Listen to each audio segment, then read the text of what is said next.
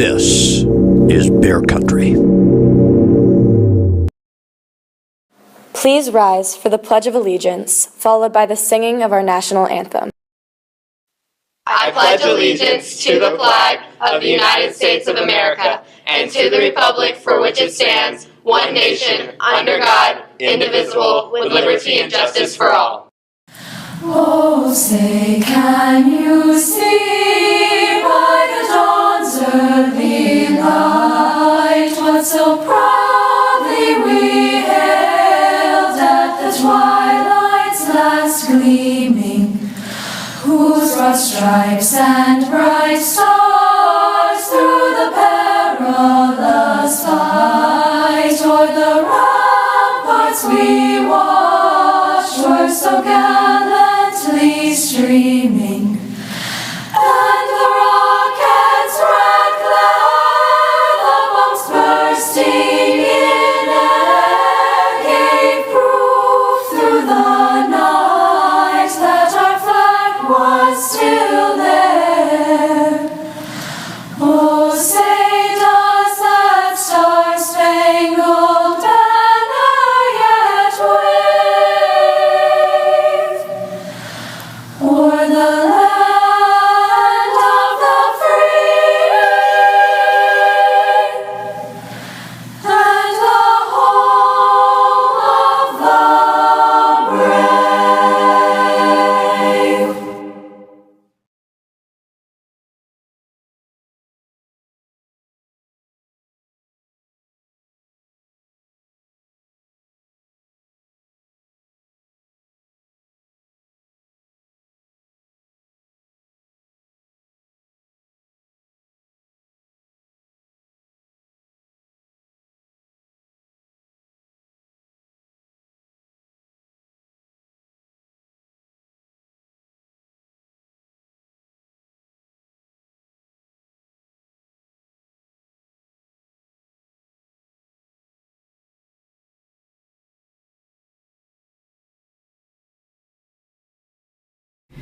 So, 9/11. I think growing up for me, 9/11 was always just a kind of a day where, you know, I knew something awful had happened. I knew people didn't particularly like to talk about it. We'd always talked about 9/11 in elementary school, and it was always mentioned, and I knew what it was. I can't say I remember it because I was just so young when it happened. I think I was in like kindergarten. And I just remember my mom, I went home that day and I remember my mom just telling me something's happened. I think as days go by, it's just easy to forget, like with the Pledge of Allegiance, for example. I feel that I don't think about 9/11 every single day when I say it. It's not something that I really take much consideration into. There's no weight on my shoulders when I do it, and I don't really, like whenever I'm saying the pledge, I'm thinking about something else, not thinking about America, not thinking about 9/11, and it's just more of something that you do in the morning. I think we forget because we have so much stuff competing for our attention. A lot of people, as time goes by, things become normal. To be honest, and I would say this is the case for most people, we just stand because we have to and recite our pledge. It's not something we're consciously thinking about. I don't think we're being very patriotic at the time that we're saying it.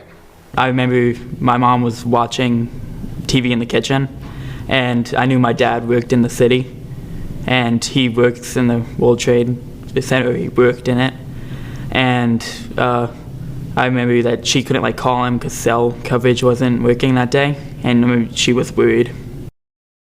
This just in, you are looking at obviously a very disturbing live shot there. That is the World Trade Center, and we have unconfirmed reports this morning that a plane has crashed into one of the towers of the World Trade Center. CNN Center right now is just beginning to work on this story, obviously calling our sources and trying to figure out exactly what happened, but clearly something relatively devastating happening this morning there.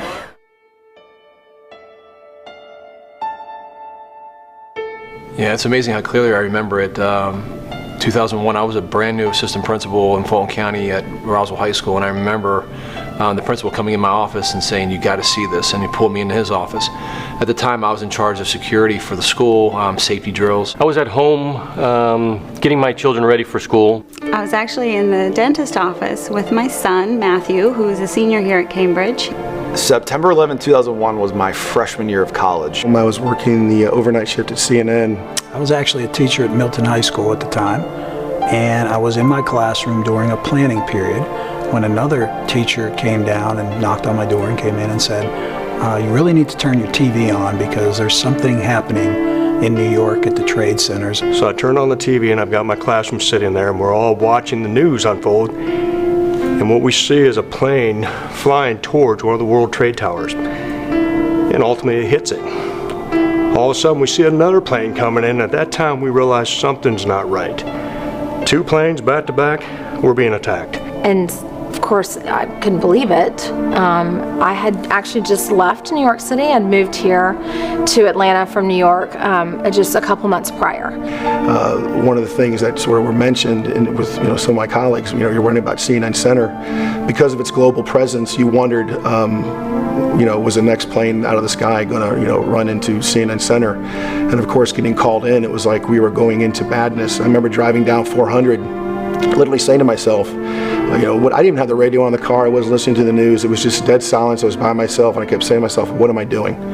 What am I doing? I'm leaving my family, and I'm going into something I'm not certain of." It really sunk in for me, being in Philadelphia and being so close to New York. That evening, you could actually smell smoke, which was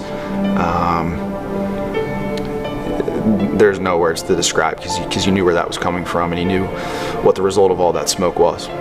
And I remember being just so unsettled and so devastated by what I was witnessing.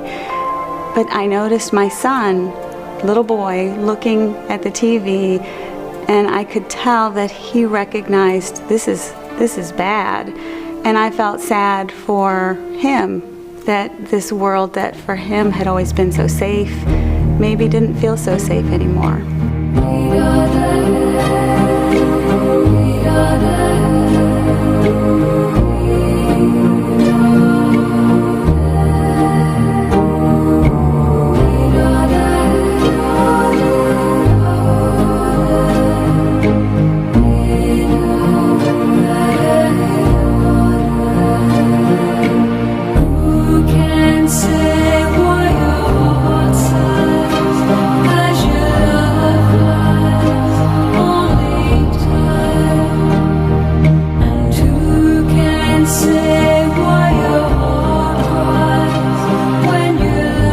It's a feeling that you never want to feel. It was just this. It was fear. It was fear of what might happen or what could happen, and that this is the world that we now live in. That morning, you wake up. It's a normal day. You're going into work, and here it is. I'm going. I sort of have some foresight here. This is not a normal situation. Yet got called in. Had to go. It's your job. You got to do what you got to do. News doesn't stop, and got into the control room.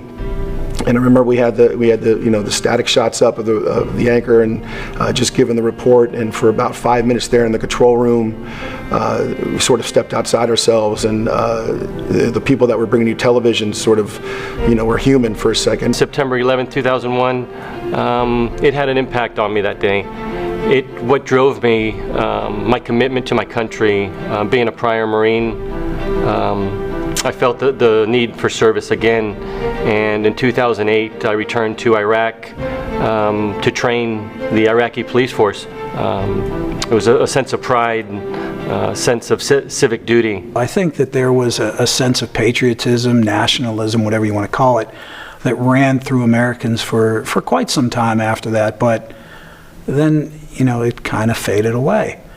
And you wonder why it can't be that way all the time. We thought about it every day for a long time, and then things happen and things change and life goes on, and we try to get back into a normal routine. But one thing about that day thereafter, I saw this nation come together in the way that I never dreamed possible.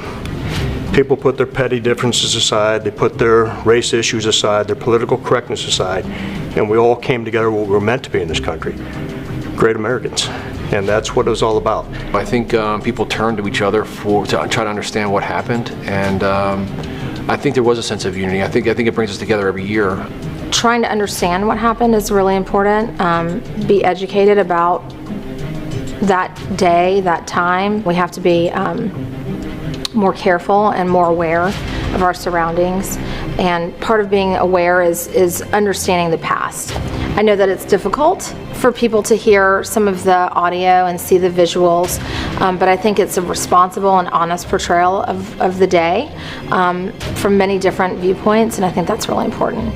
In the back of your mind, you should never forget, what happened that day. I think in those moments, all you can do is just lean on people. People are the best medicine in those moments because there's no way to make sense of it. There's no way to justify it. There's no way to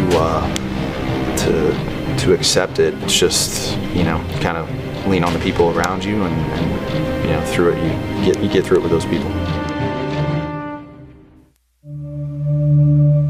From every atom to every molecule to every ounce of our human nature, forces work in unison to keep us alive. The very brink of our humanity depends on unity just to survive, whether it's spending time with friends or playing on a team. Every contribution made as an individual fulfills our innate instinct to make things better than if they were done alone. If alone we are strong, then together we are unstoppable. We share an identity as a population of individuals united by the things that make us strong. At Cambridge High School, students are friends, teammates are family, and teachers are role models. Our school is a community that fosters unity and cooperation. Our community works together to support each other through times of crisis. Instead of falling apart when tragedy strikes, we choose to band together, to overcome rather than to submit. It is easy to be united when we are all the same, but strength and power come from solidarity of diverse people. In America, we share bonds of liberty. We fight for justice. We build patriotism. Together we stand in times of growth, times of happiness, and times of despair. The United States of America is our home of the brave, the free, and the united.